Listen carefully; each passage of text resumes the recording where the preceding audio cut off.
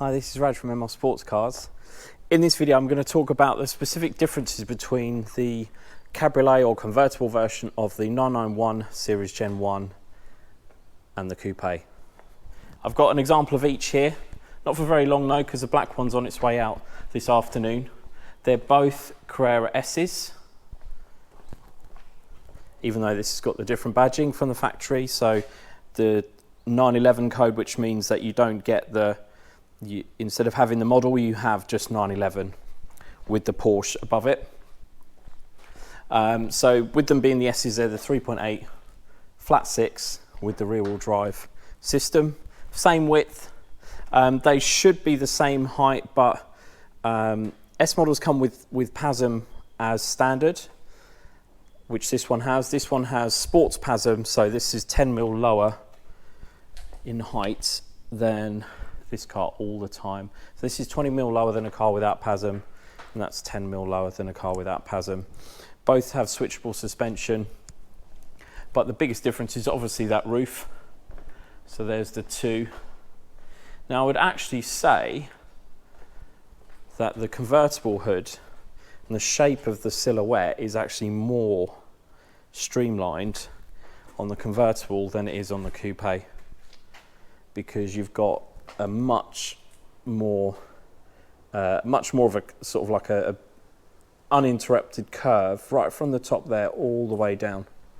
And that's why a lot of people really like the 991 series convertibles, because of that look with that hood. It's one of the best convertible hood shapes I think of all time, no matter not just Porsche but any brand.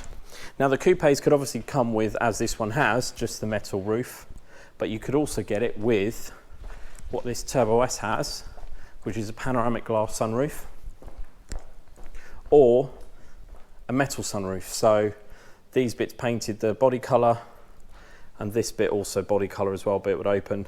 This has the added benefit that it's see-through, lets more light in even when it's closed. But they open in the same way, both the metal roof and the panoramic glass.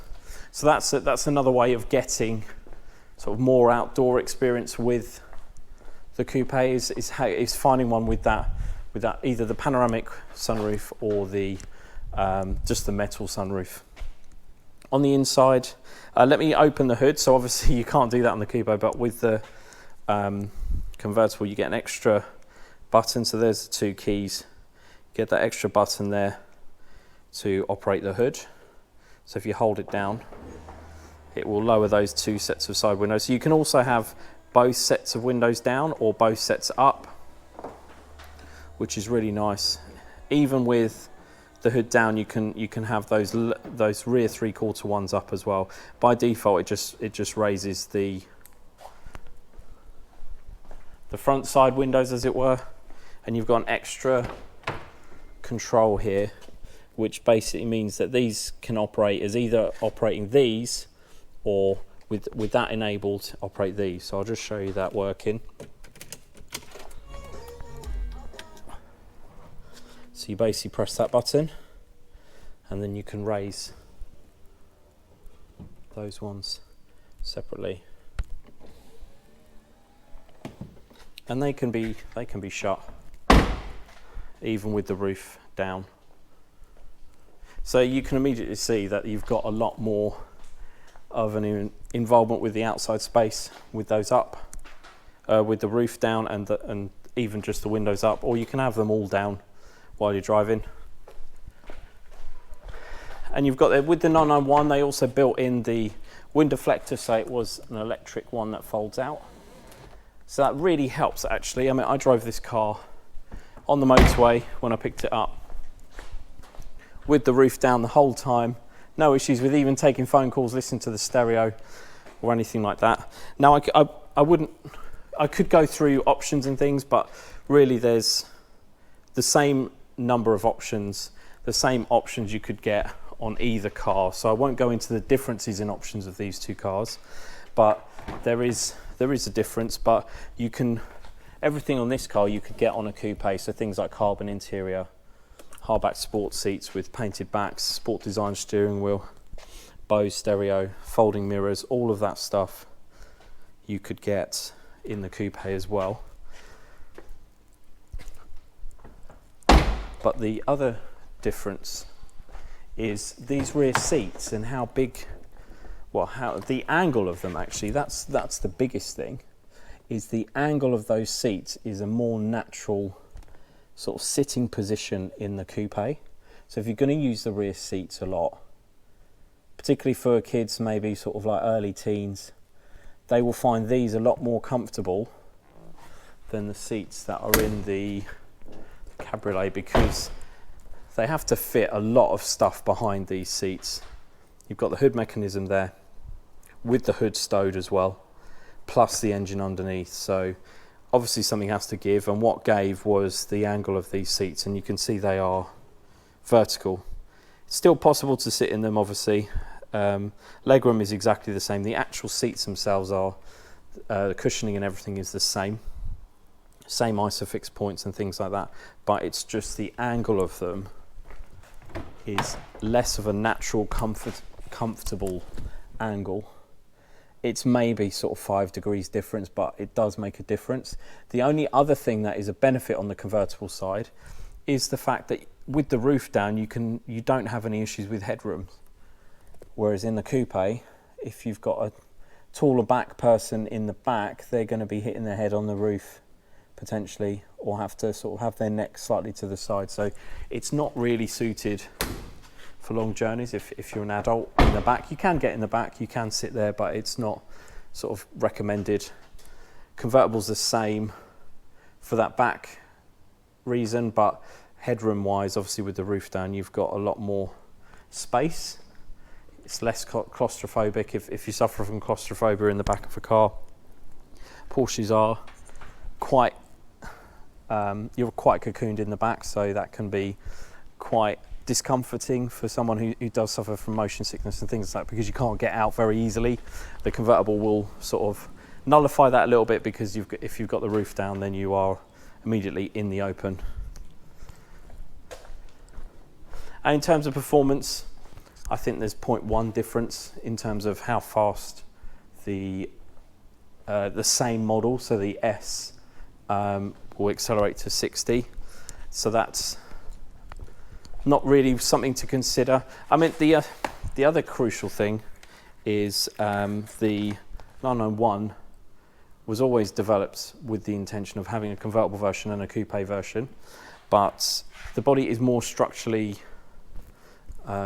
composed in the coupe, because you've got that extra rigidity all the way through the roof, whereas on the convertible you have to have extra strengthening in the lower parts of the chassis. So occasionally you will feel the convertible slightly flexing, but again, it's only very uneven, sort of undulating roads, but you don't get any sort of steering shudder through the steering wheel.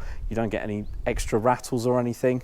So I wouldn't use that to rule out a convertible, because they do drive fantastically. They don't feel like they're all flexing and bending as you go around corners, but the coupe will always feel more composed at extremes of handling. So that's something else to consider, is the coupe is the purer Porsche sports car, but what you gain for having the roof down when you're driving is it more than compensates for that slight loss of dynamic ability. But as I said, they're just as fast as each other. If anything, the convertible sounds better, because with the roof down, or even with the roof up, there's less insulation from the sound of the exhaust, from the sound of the engine, so they do sound fantastic with the roof down. And I think it looks great even with the roof down as well. That rear shape is still there.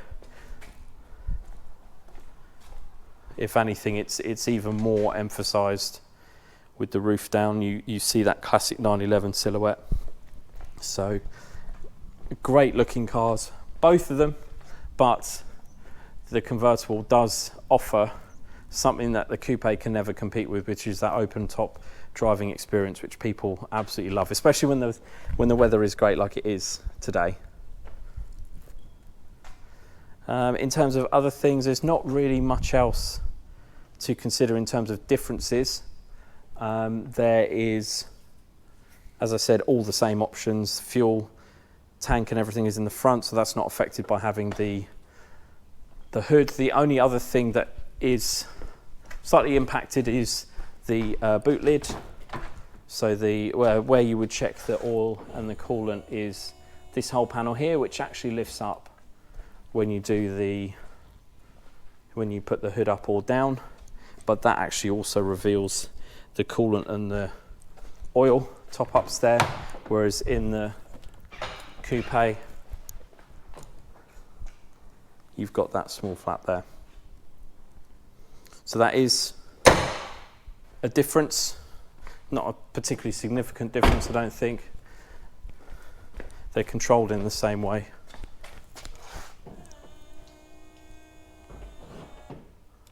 In fact, let me put this down. I'll shut the roof and we can have a look at them quickly again with, I just love this mechanism. It almost looks like a transformer when it's doing this. And it is double skin, so even with the roof up in winter, driving on the motorway, you don't get excessive road noise. You don't feel like you're driving like a very fragile or a tinny car with lots of noise coming through the roof. You don't feel like it's fabric. It does actually do a very good job of making you feel safe and secure inside. It is fully watertight as well. It is made from mohair, and provided you look after it, then you'll have lots of life in that system, in the durability of the fabric. You just need to look after them with hood cleaning kits, like the Auto Glim one that we use. We also use G Technique, and we also use Auto Finesse now as well. So there are some really great products for keeping a hood looking great. They all do suffer a little bit of where the fabric folds down, you get this rubbing against itself. That's the same with Boxsters as well. So that, if that is an issue, if that plays with your OCD that you're going to see these marks, then the convertible isn't for you, because even a new one after 6 months to 12 months will start showing those signs. It won't rip open as long as nothing is wrong with the car, but it can be something that draws your eye if you do notice things like that. But a lot of people, the advantage of having that roof down more than makes up for that slight sort of imperfection in the finish with the roof up. Well, I hope you found this video useful. If you do have any questions about convertibles versus the coupes, please don't hesitate to comment below, and please do like and subscribe. Thank you very much for watching.